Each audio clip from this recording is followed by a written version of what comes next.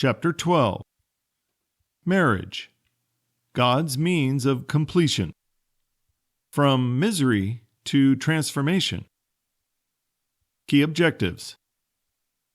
Understand God's purpose for marriage as a means of transformation, not frustration.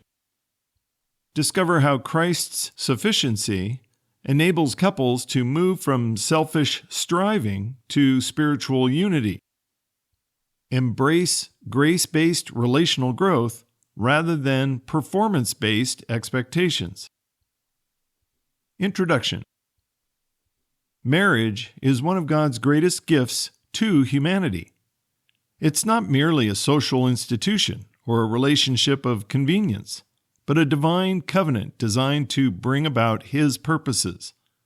Yet, in our human frailty, we often approach marriage with misguided expectations or selfish motives, leading to frustration and disappointment.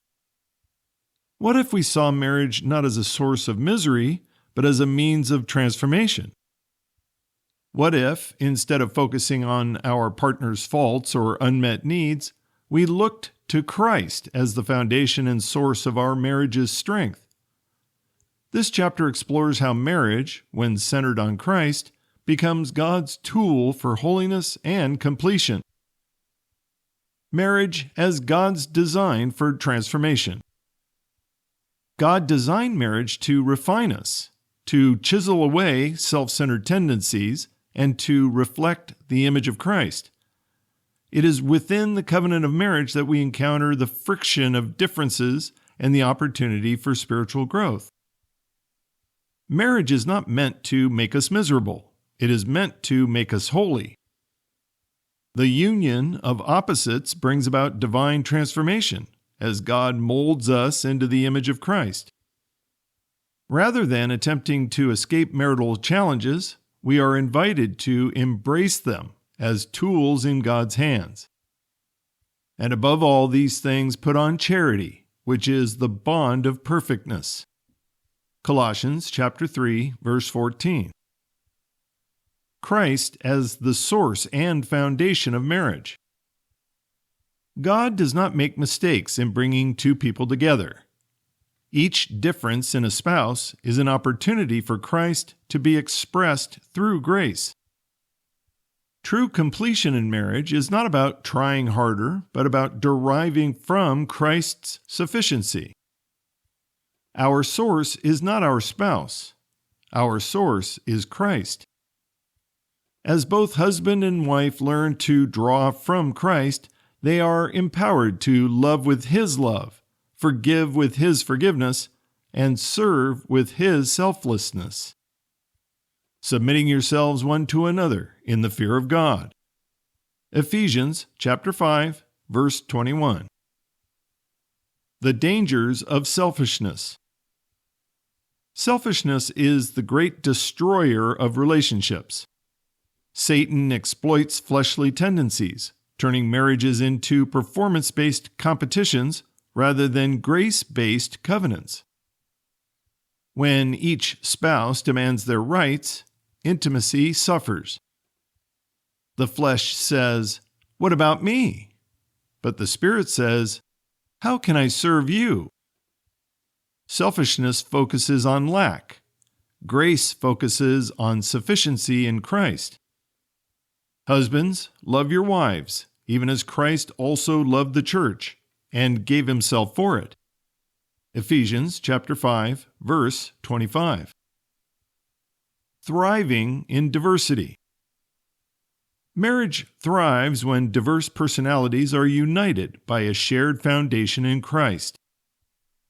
Our differences are not obstacles, but opportunities for deeper trust, patience, and Christ-like growth.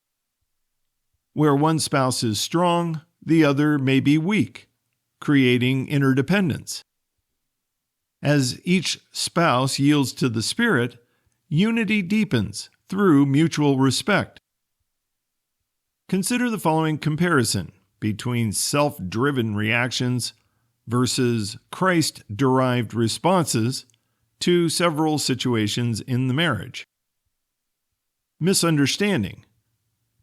The self-driven reaction is defensiveness.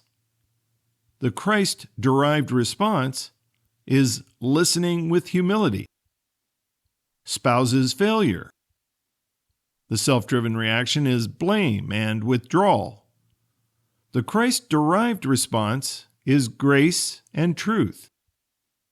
Feeling unloved. The self-driven reaction focuses on demands or sulking. The Christ-derived response asks Christ to fill your cup. Disagreement. The self-driven reaction is a power struggle. The Christ-derived response is patient surrender and prayer. Illustrations and analogies. Sculptor analogy. God chisels us through marriage to reveal the masterpiece of Christ within. Like a sculptor working with two different stones, God shapes both spouses simultaneously. The dust and debris of conflict reveals areas needing refinement. The process may feel uncomfortable, but produces beauty. Visual description. A side graphic or image of a chisel carving two rough stones into unified shapes. Caption. Marriage does not fix us, it forms us. The pressure you feel is not from your spouse, but from the hand of a loving sculptor, shaping you into the image of Christ. Seesaw illustration. Balance is maintained when both spouses derive from Christ, not demanding their own way. When one spouse pushes down with demands, both experience instability. True balance comes from both looking upward to Christ. The center pivot point represents trust in God's wisdom. Case study. David and Melissa. The garden did not grow overnight. David, a driven entrepreneur, expected Melissa to meet his emotional needs and affirm his worth. Melissa, a gentle nurturer, withdrew when she felt overlooked. Frustration grew into apathy. After walking through the grace-faith material, David realized he was using Melissa as his source of identity. Melissa learned that her worth was not defined by David's attention. As they each began deriving from Christ, they stopped managing each other's behavior and started praying for God's shaping work. Our marriage did not blossom overnight, but we finally stopped blaming the other for our withering and started watering the soil of grace. Garden analogy. Selflessness nurtures the relationship like a gardener tending and caring for delicate plants daily. Different plants, or personalities, require different care approaches. Seasons of drought and abundance test the gardener's commitment. Regular maintenance prevents small issues from becoming major problems. Consider the following comparison between a self-driven versus a Christ-derived marriage when it comes to responses to each other in that marriage. When considering the source of the response, the self-driven marriage focuses on the spouse's performance and efforts. The Christ-derived marriage focuses on Christ's sufficiency and indwelling. When considering the response to differences in the marriage, the self-driven marriage focuses on control, withdrawal, and frustration. The Christ-derived marriage focuses on grace, patience, and mutual respect. When it comes to the focus of your response, the self-driven marriage focuses on my needs, my wants. The Christ-derived marriage focuses on Christ's work in both of us. When considering the goal of your response, the self-driven marriage focuses on personal happiness. The Christ-Derived marriage response focuses on spiritual growth and unity in Christ. Finally, the outcome of your response in a self-driven marriage focuses on disappointment, striving, and disunity. The Christ-derived marriage focuses on transformation, trust, and deeper love. The completion of grace in marriage. Many couples embrace the his needs, her needs philosophy, emphasizing fulfilling emotional needs to maintain harmony. While well-intentioned, this approach often shifts focus onto the spouse, promoting a transactional relationship rather than a covenantal, grace-based one. True biblical marriage depends not on meeting each other's needs, but on deriving life from Christ and expressing His love. Transactional thinking in marriage. Love that is based on performance keeps score. Grace-based love keeps serving. Transactional marriage says, you do your part and I'll do mine. Transformational marriage says, I choose to love because Christ lives in me. Charity suffereth long and is kind, seeketh not her own, beareth all things, believeth all things, hopeth all things, endureth all things. 1 Corinthians chapter 13, verses 4 through 7. Christ at the center of marital transformation. Key principles. Marriage is not about performance, but about grace. We do not strive to fix our spouse. We trust Christ to complete His work in and through us both. Practical conversation starters. For couples. What initially attracted you to me? And how has God used those differences for growth? When do you feel most loved and valued in our marriage? How can we better support each other's spiritual growth? For small groups. Share a time when a marriage challenge led to unexpected spiritual growth. Discuss practical ways to shift focus from spouse dependency to Christ dependency. Exchange strategies for maintaining spiritual unity during disagreements. Reflection prompt. Whose voice are you listening to in marriage? Are you interpreting your spouse's actions through the lens of insecurity and unmet expectations, or through the truth of your identity in Christ? Daily check-in questions. How can I pray for you specifically today? What is one way I can serve you better this week? Where have you seen God working in our marriage lately? Conclusion. Marriage is intended as God's means of holiness, not misery. By embracing the grace of God in Christ, couples can move beyond the frustrations of performance-based living and into the freedom of a Christ-centered relationship.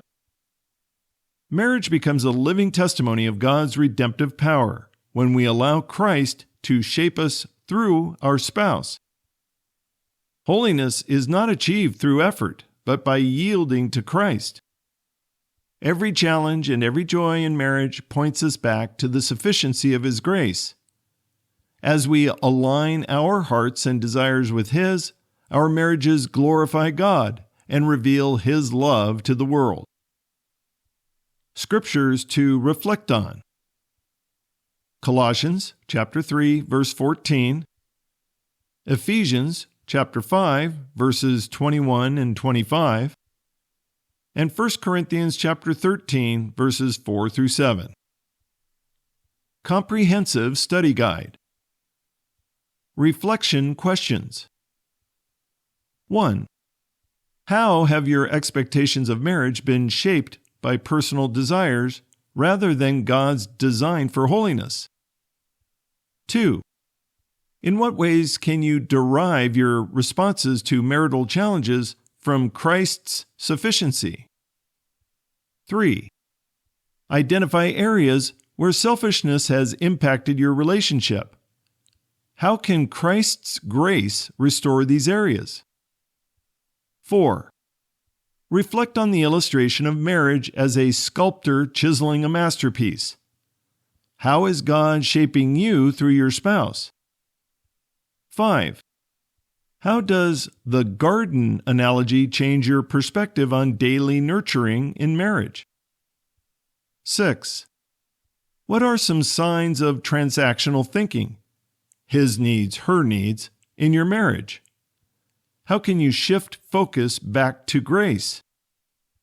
7. How can you practically apply 1 Corinthians chapter 13, verses 4 through 7 in your marriage this week? And 8.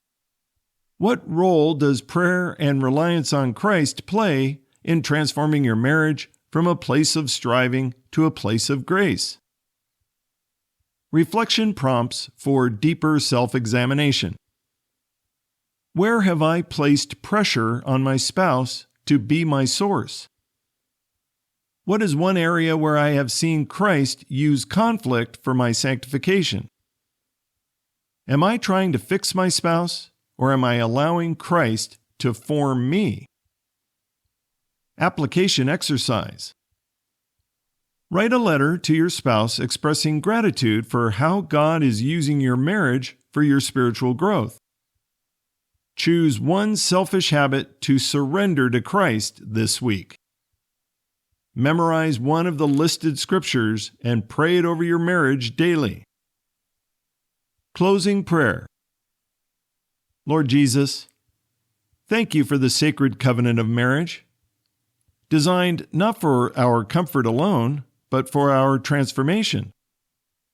Too often we've approached this relationship with unmet expectations, frustrated efforts, or selfish desires. But you, Lord, are not calling us to strive harder or fix each other. You are calling us to yield to you. Teach us to see our differences not as threats, but as invitations for grace. Show us that our spouse is not our source. You are. Help us derive our identity, patience, love, and forgiveness from your indwelling life. Where there has been bitterness, plant mercy. Where there has been striving, establish rest. Where there has been distance, draw us together through your spirit of unity. Make our marriages a living display of your grace and power, not by our performance, but by your presence, not by trying to love, but by receiving your love and letting it overflow. Shape us as individuals and shape us as one. For your glory and our joy, let our marriage reflect you. In your sufficient and holy name we pray. Amen.